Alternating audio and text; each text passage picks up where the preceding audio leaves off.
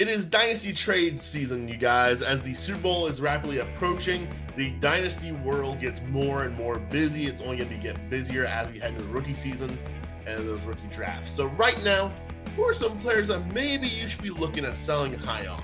And before we get into those, I do want to stress, this is a sell high.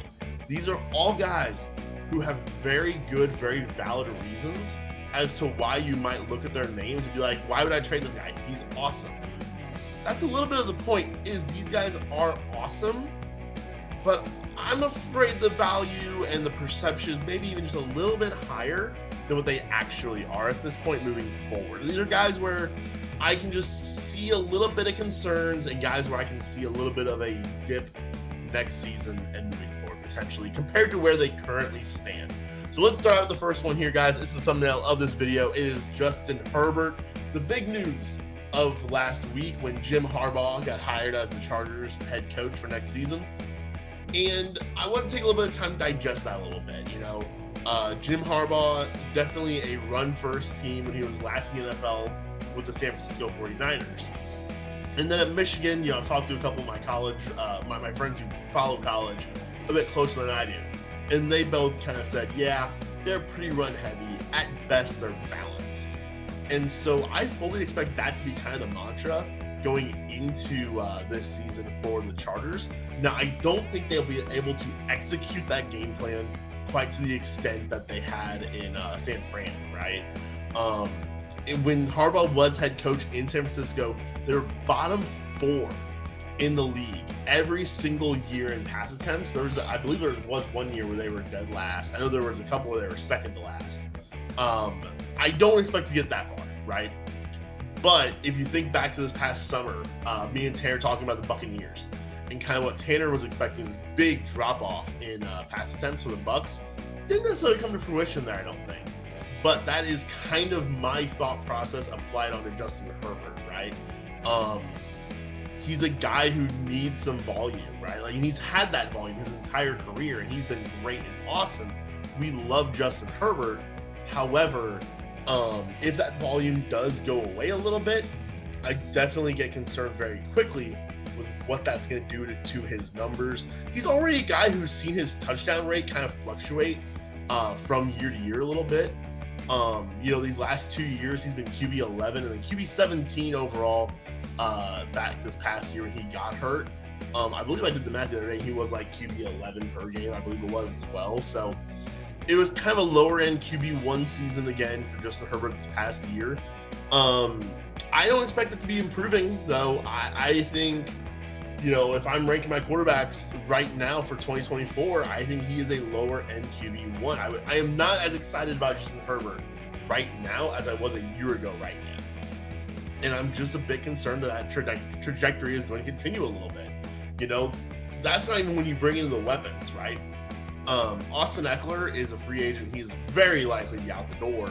And I think that with him, the pass catching was such a weapon for Austin Eckler, right? It's why we all loved him in fantasy. Well, not only does he catch passes, and that's great for him, that is great for the quarterback as well. My biggest concern is that effectively those passes caught by running backs are going to turn into rush attempts for the running backs. We don't know who their running back is going to be yet. I fully expect there to be some pretty good capital thrown to the running back position here under Harbaugh. And I think they're really going to kind of make that a focal point. I expect them to go defense probably in round 1. In 3 of the 4 drafts where Jim Harbaugh was a head coach for the Chargers, or for the 49ers rather. And we know he had a lot of sway in those decision-making processes. And they went defense in 3 of the 4 first rounds. The one round they didn't, they took a wide receiver, AJ Jenkins.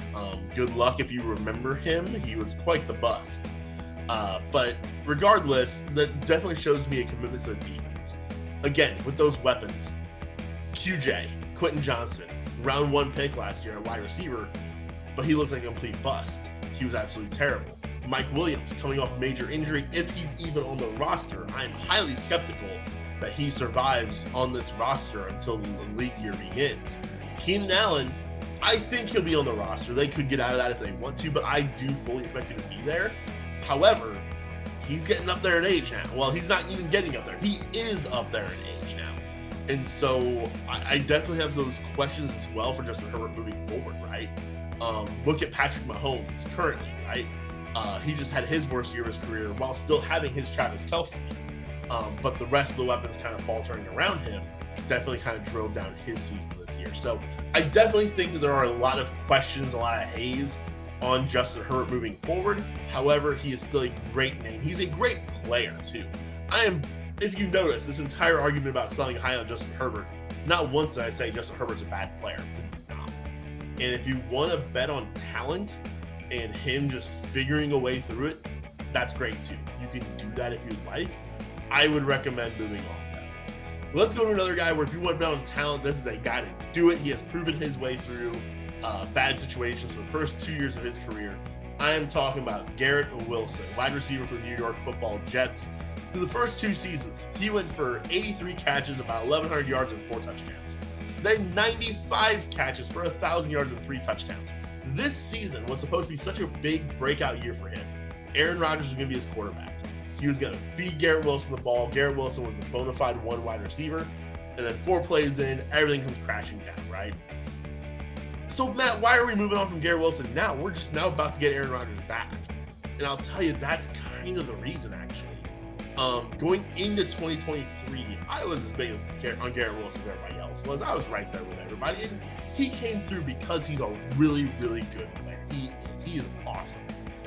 And he came through with Zach Wilson. He came through with all the other crud that was thrown out there at quarterback. My concern, it's a bit of a bet against Aaron Rodgers, which is scary to make, you know. How many times has he proven all the doubters wrong? But at some point, the combination of his age plus this injury just makes you very scared. And I think that there's still some excitement for Garrett Wilson knowing that Aaron Rodgers is coming.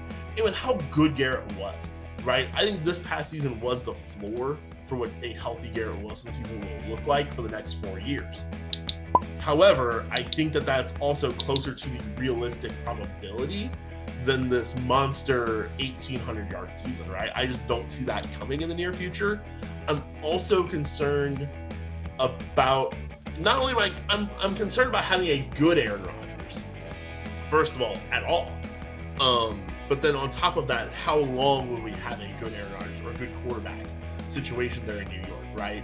Does Rodgers play 1 season and then hang it up, and next thing you know, we're right back to the drawing board where a rookie quarterback maybe slides in and, you know, the guy we're going to talk about a little bit later kind of bucks that mold, but by and large, rookie quarterbacks are not great for wide receivers, you know.